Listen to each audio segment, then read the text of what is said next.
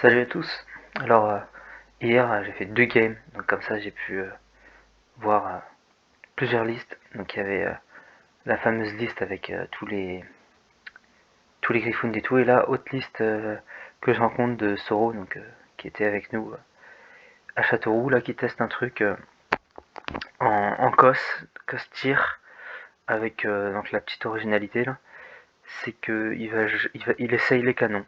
Il va voir ce que ça donne des canons avec aussi un gros pack de fusiliers. Bon là il a voulu se mettre ici parce que c'est le scénario où à chaque tour on choisit un objectif.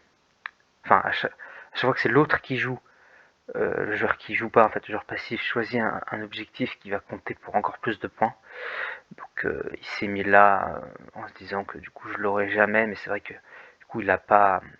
Particularité de la partie, c'est que je vais pouvoir rester relativement éloigné des fusiliers qui ont beaucoup moins de portée que les canons qui pour le coup tirent très très loin. Donc ouais, le placement, il le sait, hein, il n'était pas forcément idéal, surtout que c'est très tanky, hein, ces fusils-là, donc faut pas non plus avoir peur de les mettre trop devant. Enfin bref, l'idée de la liste, c'est de tester les canons avec ce petit personnage-là, qui est l'espèce d'ogre, avec un chef dessus, qui en fait va pouvoir, une fois qu'il a tiré sur quelqu'un, il n'a même pas besoin de mettre de dommages, je crois, juste qu'il tire sur quelqu'un, et il tire à très longue portée aussi, toute son armée en fait va avoir plus 1 pour toucher sur cette cible. Donc en fait ça combine bien avec les canons parce que du coup ça touche mal les canons, je crois que c'est du 4 plus de plus. Donc ça touche mal et comme c'est des unités de 1 à chaque fois, vous pouvez mettre une attaque sur un seul et donc c'est un peu chiant.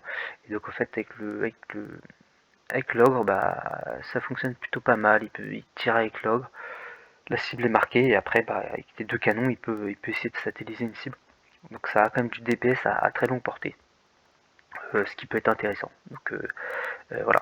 Après dans le reste de la liste, bon, il a pris quand même les exécutionneurs qui sont quand même voilà, un must-have en COS. C'est avec la charge à 3d6 grâce à la sorcière. Là, je sais pas si on la voit, mais la sorcière dans le coin. Donc il peut faire move de 9 plus charge à 3d6. Ça va vite, ça va loin et ça fait très mal. Donc voilà. Et puis les cavaliers elfes noirs qui sont très bons parce qu'ils peuvent aussi, ils vont vite et ils peuvent se replier sans prendre de dégâts en fin de tour, ce qui permet de faire des fois des petites choses. Donc sur son premier tour, il va essayer de faire un size de center parce qu'il n'a pas forcément envie tout de suite, j'imagine, de sacrifier une voire 2 unités de cavaliers sur les bords. Parce que là, faudrait que, vu qu'on est positionné comme ça, faudrait qu'il aille vraiment à 6 pouces de celui-là. Hein, donc faut qu'il aille très loin. Donc grosso modo, il les sacrifie sans forcément avoir un répondant énorme derrière sur le mammouth, puisqu'il y aura peut-être 1 ou 2 canons, mais probablement pas suffisant pour le tuer. Donc il part sur... Mais il hésite beaucoup, il hésite même à abandonner sa tactique. Hein. Peut-être même qu'il aurait dû faire pas de tactique du tout. Je sais pas si on peut ne pas en déclarer d'ailleurs en V4. Mais enfin, il hésite beaucoup finalement. Il se dit qu'il bon, va tenter quand même de faire le centre. Voilà. Et derrière, il essaye un trade très intéressant. Donc là, il passe sort son 3d6 de charge sur les cavaliers. Il lance son Purple Sun, etc. Il fait des petits moves anecdotiques. Et là, il tente un trade sur le boucher qui va réussir, hein, qui est très très intéressant. Bon, malheureusement, ça va aussi me permettre de contrer sa tactique avec une contre-charge technoblard qui vont aller taguer ces gars-là. Mais en soi, le trade, il est excellent. Parce que déjà, en plus, déjà, il va même pas perdre ses cavaliers, donc c'est pas vraiment un trade. Même si, bon, après, il me donne une tactique sur eux, mais là, sans boucher, après, ça va être compliqué pour moi parce que j'ai une très grosse partie de mon armée qui va juste bouger de 6 quoi. Il va juste bouger de 6, charge à 2d6. Quand lui, il pourra bouger de 9, charge à 3d6 avec ses exécutionnaires. Donc en gros, ce trade-là lui assure quasiment que c'est les exécutionnaires qui vont impacter avant les ogres. À moins que j'essaye de les éviter toute la partie, ce que je vais essayer de faire. Hein. Je vais essayer de me barrer, mais au bout d'un moment, il va réussir à caler une grosse charge. Donc voilà, très bon trade ici sur le boucher. Mais malheureusement, voilà, je contrecharge avec les noblards ici. Sachant que là il s'était positionné de manière à pas trop se faire taper, mais je contrecharge avec Noblar ici, et là du coup j'envoie ces gars-là taguer à 3 comme je disais. Bon, après tout n'est pas perdu parce qu'il a toujours son 3+ pour se barrer, mais bon, je vais quand même utiliser mon Pailin pour aller taguer dans le doute ces gars-là aussi. Il a pas les DPS pour sortir les 20 Noblards, sauf, il aurait pu faire ça, changer de plan, abandonner l'idée éventuellement de faire le trade sur le boucher et mettre tous ces cavaliers là sur les Gnoblards qui ont chargé, donc ils sont dégâts 2, eux ils sont que dégâts 1, donc là il y a très peu de DPS à ce niveau-là. Donc éventuellement changer de plan, mettre tous ces cavaliers là, plus tout le reste, mais même comme ça en vrai c'est pas sûr du tout qu'ils me sortent 20 Gnoblards, c'est pas sûr du tout. Donc il prend son trade sur le boucher quand même. Donc il le tue à la fin du tour, il replie ces gars-là pour quand même avoir le one to mort. Et derrière, bon bah voilà, il replie, vu que de toute façon il n'a pas la tactique, il replie aussi, donc avec le fameux 3+, les riders, pour coordonner un peu sa base. Et tant pis, il n'a pas la tactique. Moi à mon tour, bah, vu que ça fait partie du peloton général, je vais pas me faire chier, je vais faire slay du entourage sur ça. Comme ça me permet de rester assez loin de ses tirs, assez loin de ses exécutionneurs. Je peux faire une tactique sans trop m'exposer et sans gâcher les tactiques faciles des flancs que je garde pour plus tard. Je vais me mettre comme ça là pour pas qu'il puisse redeploy à 6 et que je me fasse avoir. Et après je vais utiliser mes charges pour revenir en arrière. Donc, vraiment c'est un enroulage temporaire, quoi. On enroule un petit peu pour éviter un redeploy trop chiant. Et derrière on charge pour s'éloigner encore de ces gars-là. Après voilà, des petits moves anecdotiques, je vais taguer cet objectif pour gratter des points. De toute façon les fusils ne me tireront pas dessus, et les canons ont la portée pour de toute façon avoir une cible, que ça soit, donc autant y aller quoi. Donc voilà, la tactique validée, ça y avait pas trop de suspense, hein, quand même 12 gloutons sur 3, sur 2 mecs et demi, normalement ça marche. Lui à son tour, il va tenter un Do Not Waver. Donc c'est là où on voit que la différence aussi, on peut essayer de faire des petites comparaisons entre la liste Stormcast d'hier aussi, de parties d'hier, mais on va dire d'hier en début le matin, je sais plus quand je l'ai fait, bref. Là, cette liste là, Stormcast qui est très tanky, qui peut faire des tactiques assez faciles, parce que elle a full FEP, donc elle va vraiment tirer avec toute son armée, parce que c'est difficile de se mettre hors de portée quand le mec FEP partout. Et en plus, comme il est tanky, il peut faire des tactiques faciles. Et là, on voit déjà, élément de comparaison, que c'est pas forcément aussi facile, avec les fameux châteaux de Tyrkos, qui s'exposent moins, et qui sont des unités plus fragiles, comme les White Corp. Et donc en fait, sur un Do Not Waver, là où le Stormcast, il aurait pas eu de soucis, parce qu'il aurait eu, je sais pas, une unité à 10-20 PV save à 3, donc qui serait pas fait tuer. Bah là, le Do Not Waver, il est pas simple, parce que il y a des contre-charges possibles. Alors là, en fait, il a hésité. Hein. Il a hésité quand il a envoyé son Purple Sun ici chargé. Je crois qu'il avait moyen, il avait bonne charge, donc je crois qu'il y avait moyen de taguer les gloutons ici pour éviter une contre-charge. Il a hésité, finalement il l'a pas fait, et après il s'est mordu les doigts avant même que je fasse la contre-charge. Il s'est dit ok merde, je vais la voir, enfin voilà quoi, dommage quoi. Il aurait dû le faire, mais c'est là où on voit que voilà, quand même il l'aurait fait pour s'assurer que je fasse pas contre-charge sur le Purple Sun pour aller chercher les Wild Corp. On voit que ça reste problématique. Le plus problématique qu'en Stormcast, les battles tactiques, parce que il faut que voilà, il fasse attention, il fasse des moves qu'il n'a pas forcément envie de faire, parce que même s'il met le Purple Sun là, pour pas que je contre-charge, bah, du coup il perd son Purple Sun pour rien. Moi je commence à avancer un peu avec le Pailin, ce qui fait qu'à mon tour après potentiellement je peux plus facilement aller là peut-être, parce que là j'ai plus court ses charges, mais si je commence à gratter des 3 pouces de Paline et tout, il fait pas forcément des trucs qu'il a envie de faire quoi. Et il est plus ou moins obligé de le faire s'il veut essayer de rentrer ses tactiques. Bon bref, là il le fait pas, du coup la contre-charge. qui va me permettre de mettre 5 gloutons après, avec le strife et tout, 5 gloutons là-dessus, ce qui va suffire à les tuer. Et derrière, voilà, il gère des trucs, c'est pas... Voilà. Donc, gère mes gnoblards et les 3 gloutons qui sont ici. J'ai suffisamment de gars pour pas qu'ils récupèrent l'objectif là. Et je tue ces mecs, donc il a pas la tactique. Ce qui commence à faire, ouais, déjà 2 tactiques ratées, donc ok, il y a peut-être des petites erreurs, machin, mais on voit malgré tout que c'est pas évident.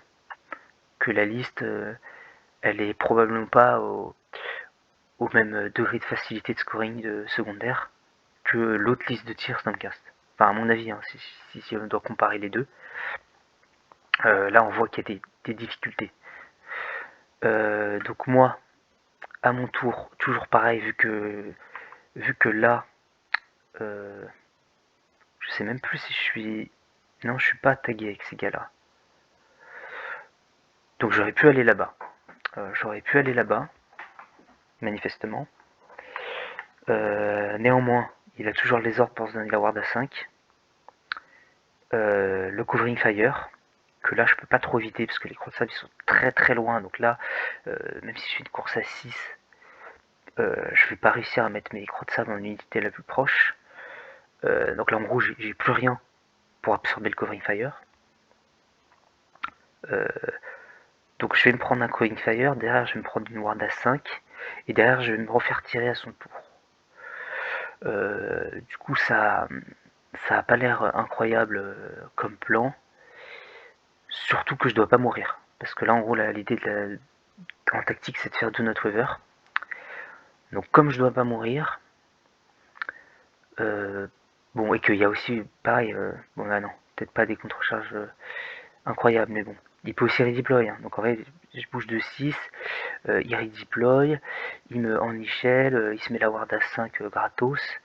Voilà, ça a pas l'air incroyable comme histoire. Donc, bon, je me dis je vais continuer à faire ce que je faisais jusque là, c'est-à-dire à gratter des points par-ci par-là, faire ma tactique, éviter de me faire trop impacter par ces 2 packs là.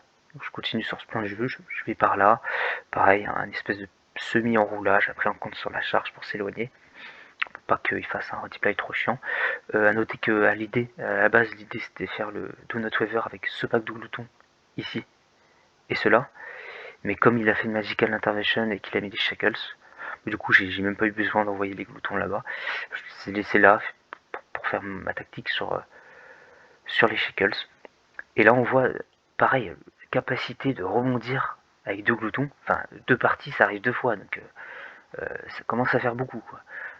Là il y a quoi, il y a 5 cavaliers elfes noirs, enfin voilà, c'est pas un mur quoi, c'est des cavaliers elfes noirs, c'est des mecs en slip quoi, sur un cheval. Et bah 12 gloutons ça les sort pas.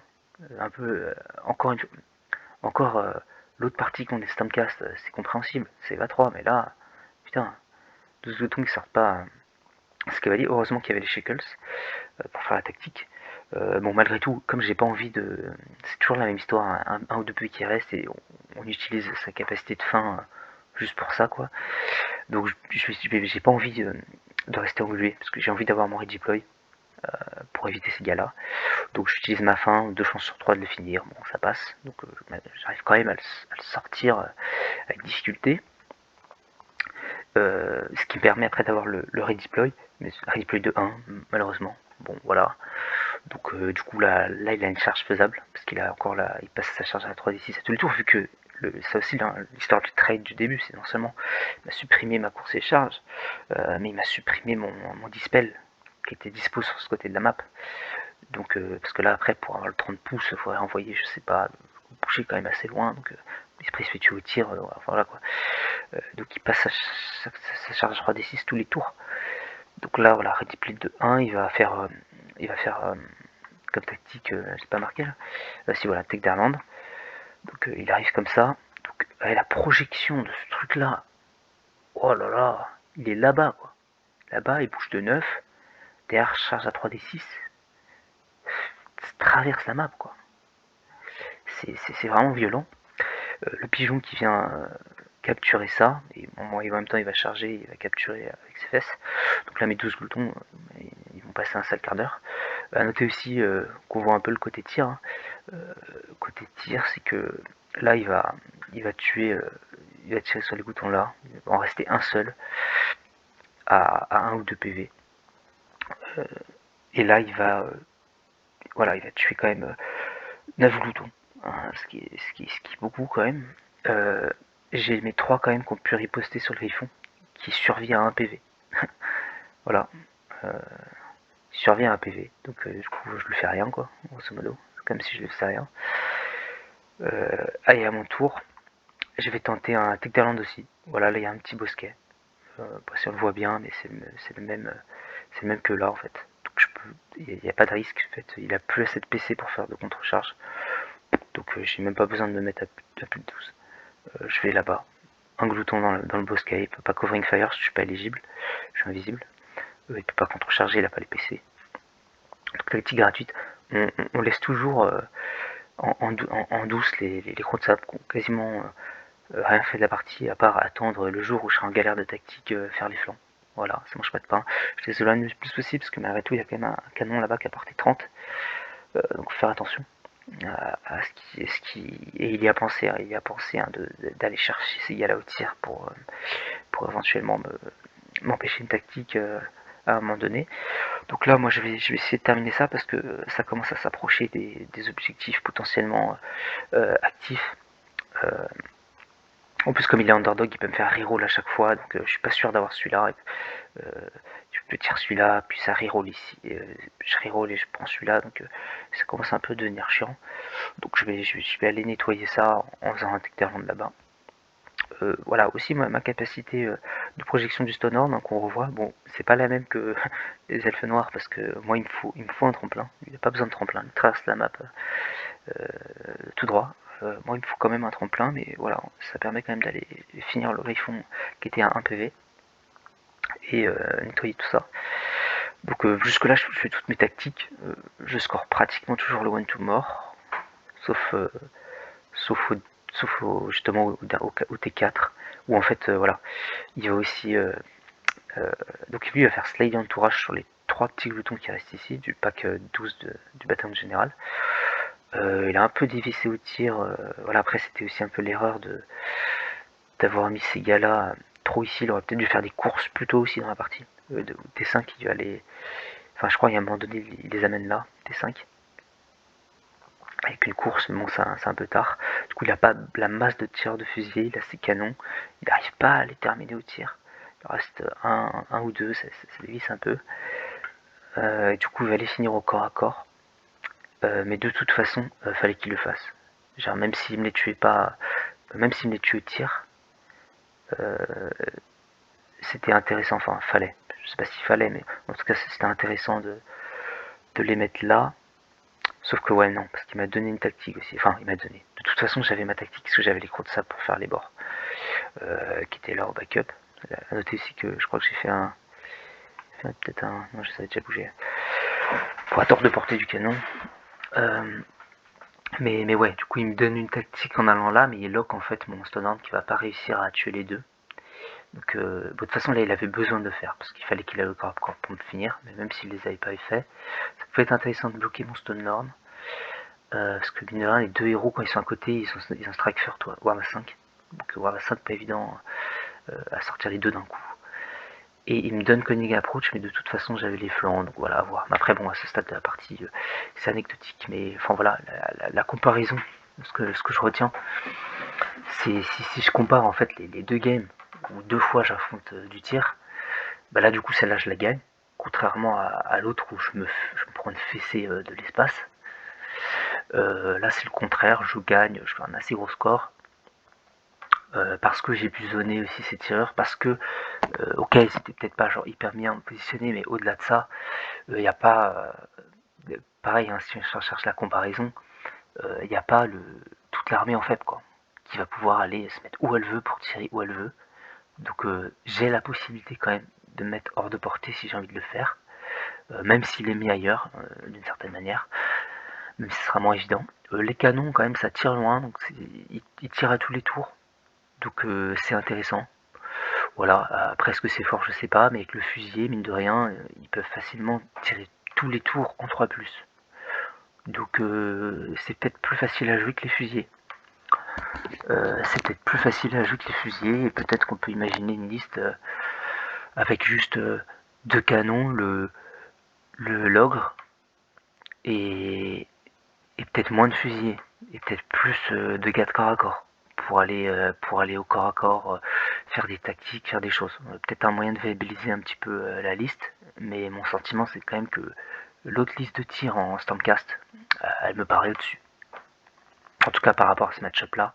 Après encore une fois, par rapport à l'ensemble, j'aurais quand même tendance à dire que aussi, la liste Stormcast est peut-être plus généralement supérieure, mais là il y a quand même une comparaison, même si on met de côté un peu, pareil, toujours essayer de mettre de côté les faits de jeu, les machins, les trucs, juste au niveau de la liste, là on voit que ça galère niveau tactique. Hein. Il faut. Ça galère beaucoup plus. Voilà.